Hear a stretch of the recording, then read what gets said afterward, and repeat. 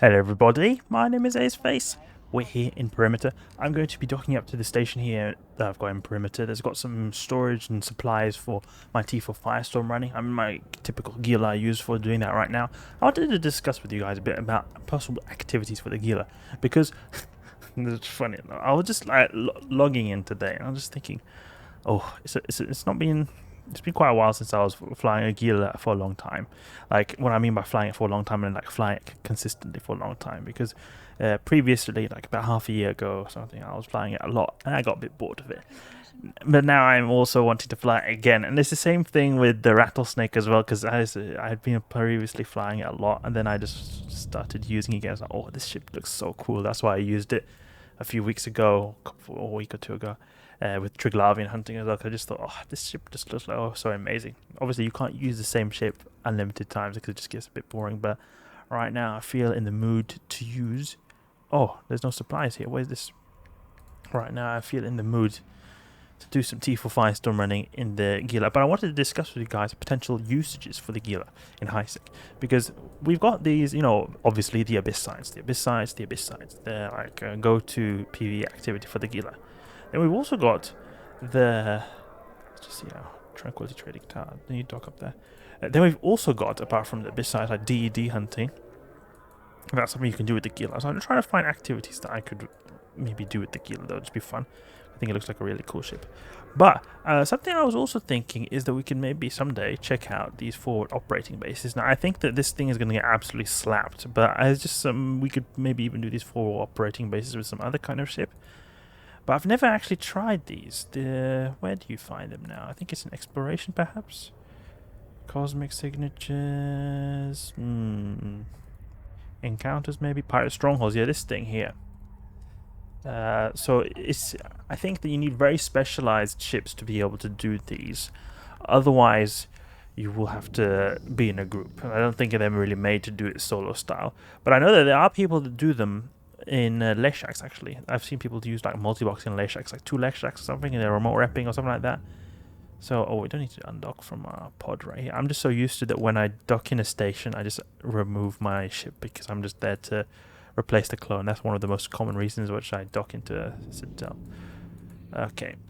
But a Pirate Stronghold would be nice if we could do it, because I have seen people using the Cerberuses and the some very kitey type ships, like I think it was a Vex Navy issue or Ishtar, I can't remember which one, probably an Ishtar.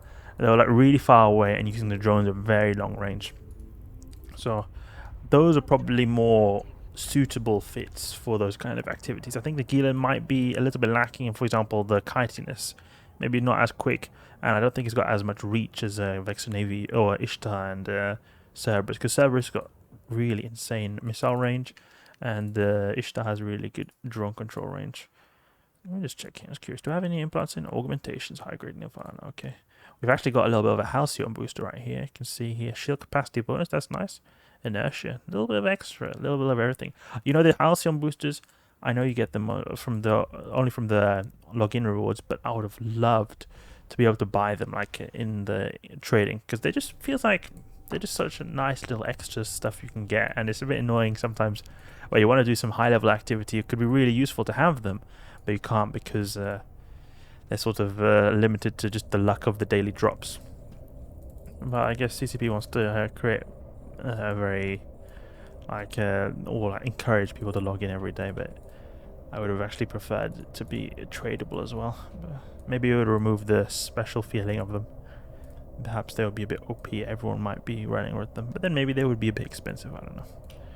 And you can see here our Hammerhead's a bit battered up, actually. We forgot to repair these, so we should actually repair our drones. I wonder... Oh, I want to try out more T5 Firestorm running in this hybrid style. That would be quite fun to do in HiSec, because you could have like a really big buffer ship, and you could maybe survive ganks. It would be very fun. If they're able to find it somehow, it would be good. The issue I have with the T5 Firestorm is time can be a bit problematic, but we can actually solve that. It's not impossible. Like, I feel like T6 Firestorm, it is really harsh when it comes to the time. You can sometimes get into sticky situations if you are in the wrong place at the wrong time, or you make some mistakes. But T5 Firestorm, I think, is still pretty doable. The thing is, I want to find something that could do them pretty well. And I've tried previously a hybrid fit. I think I might even still have that fit. And it was alright, but the biggest issue was not the time, but it was actually the neuting. Because these fits that I make, these hybrid fits, they don't have so good capacitor because they're like, you know, focused on shield buffer. They're not focused on having good capacitor like active tanks. Like naturally their tanks are going to... Oh, that's a good drop right there. Raging Gamma. Naturally, their capacitor is going to be really good if you're going active style. If you're going passive style like we are, our capacitor is not going to scale as much as with our tank scaling. So we'll have proportionally like better tank, but our capacitor is not going to become as much better. So it's very prone to getting neutered out. Like even this fit right here is very easily neutered out. That's why I have this Nosferatu here to help a little bit with that. If you go in the T5, you use significantly more enemies you encounter there. And I just... That is my main issue. But I mean, if you have enough tank, it should be alright. Even if you get neutered out, you should be okay. The problem is that these fits I use, they're relying on using stuff like multispectrum shield hardeners. And when you got those, then if they get turned off, you lose so much tank.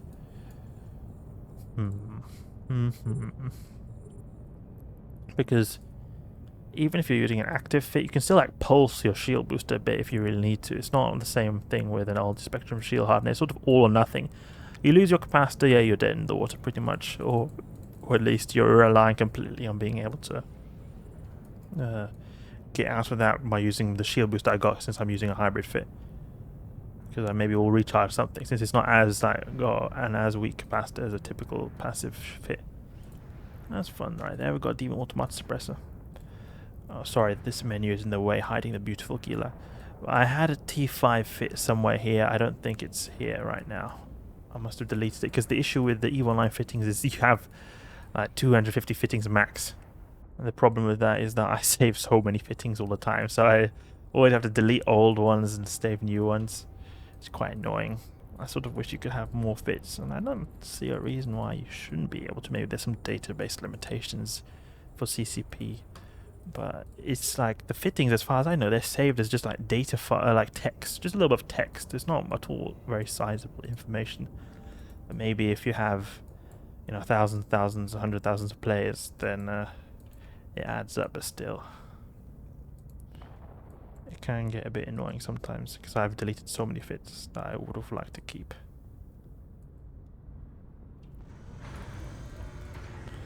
Okay, reload right here. We should be using our shield booster actually just to have max shields. I'm just saving a bit of capacitor. How much capacitor do we have without the shield booster online? Because that is consuming a lot of our shield or our capacitor. 25 gigajoules, okay. Kiki over here.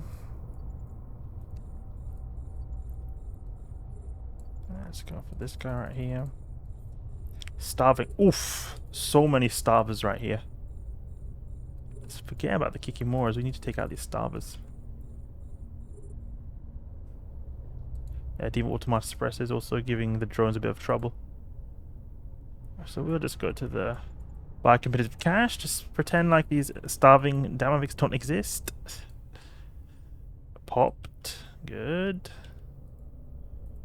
We might want to Nosferatu one of these guys.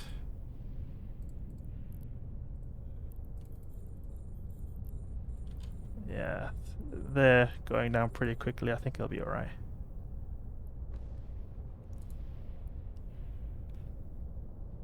Maybe Nosferatu one of them. Because that Kikimora is too far away to be Nosferatu'd.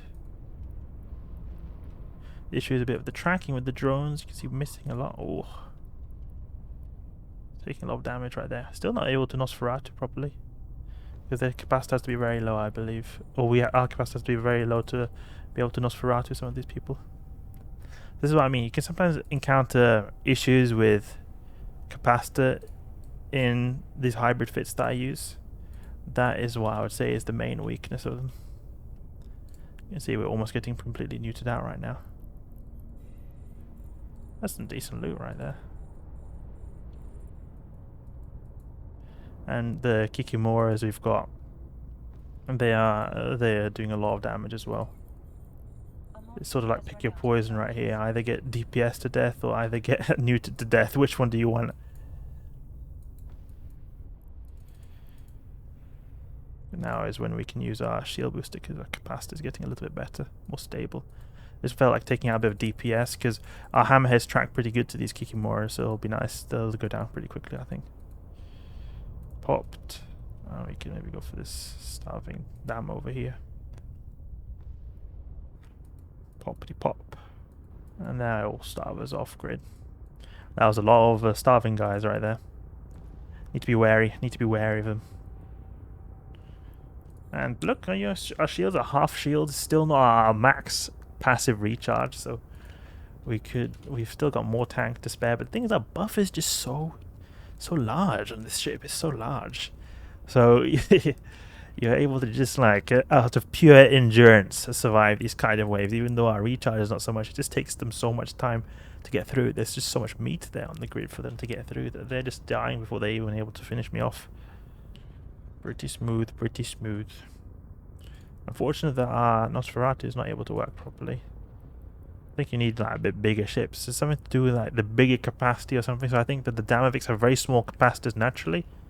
So we have to have very low capacity to have like less capacity than them or something like that. Must be something like this. Note, a Nosferatu will not drain your target's capacitor below your own capacitor level. Yeah, that's probably why. So probably we have to have like a 1% or something almost to be able to drain their capacitor because they've got so tiny capacitors. Like say we have, for example, Leshak. The Leshak's going to naturally have a really big capacitor. So we would have a very easy time probably new Nosferatuing them. Okay, return drones, return drones. What have we got here? Origin conduit. Oh, I should have. Oh, there's even a gankers out here. Oh, hey Gnosis. Hey Gnosis. What's up, Gnosis? Hey Gnosis. Let's just see if they go for me. I wonder if they'll go for me. This is a ganker, by the way, and that guy is a ganker who ganked my Vagabond before. Let's see. Let's see if we can. I wonder if. There's a lot of gankers here. Overheat everything. They seem to be scanning me, so probably he's trying to check my fit. Get a bunch of people. Oh, look at the gankers are here. Let's try this. Let's try this. Tranquility Trading Tower.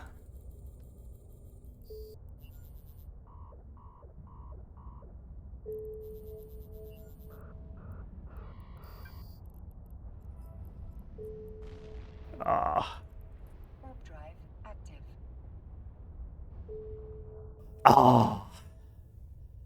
Oh, that's so annoying. Ah. That was GG though. GG though. Because we were just sitting there and they got some big volleys right there. And unfortunate, but now you know what this ship can take and what it can't take. GG is all I can say. We can manage to get a kill on one guy at least. Well, that's good, I guess. See, now how many were there? I'm just warping to a safe right here. 1, 2, 3, 4, 5, 6, 7, 8.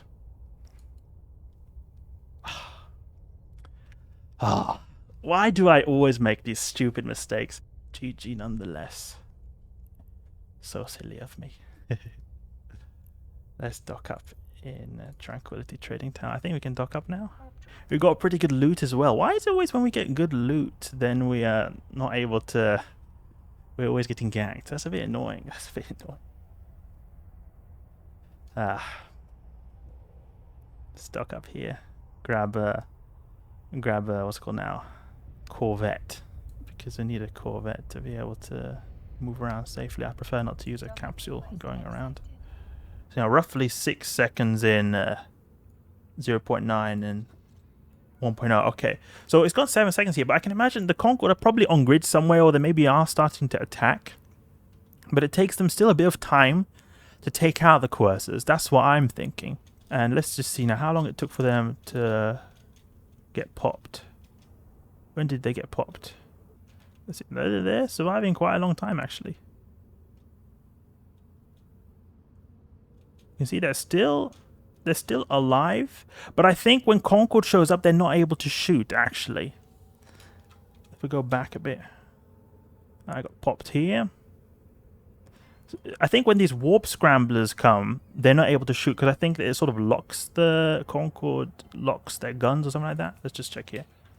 Yeah, okay, response details. So 2 cruisers have a lock time about 2 seconds. Both cruisers with warp scramble, web, ECM, sensor damp. Okay, the tracking disruption means guns can no longer be fired, though area of effect modules such as smart bombs and ECM bursts can still be activated while the capacitor retains sufficient. Okay, so probably around here is where they couldn't still shoot, because we can still... Okay, they're still attacking. You can still see they were attacking there, but that's because I'm dead, so they can't really tell if they're able to attack or not. But probably maybe here... That's actually pretty long time it would have taken. They're like a margin of time they have to be able to take me out. I'm a bit surprised right there. I thought it was a lot shorter, because what happened here is I underestimated the response time, because I was thinking, oh, probably like, I think I had heard somewhere, oh, Concord and 1.0 systems is like 5 seconds. So it's like, okay, 5 seconds I can survive, but I think it's effectively a bit longer than that amount of time I have to survive. That's why. Fun nonetheless, giving a bit of escalations to our abyss sites, you know, get some escalations, so we get some commander spawns right here. Cursor commander spawns. So, I think that's enough for now. I'm gonna buy myself a new Gila. Hope you guys enjoyed. If you did, please leave a like and subscribe. I'll catch you guys later.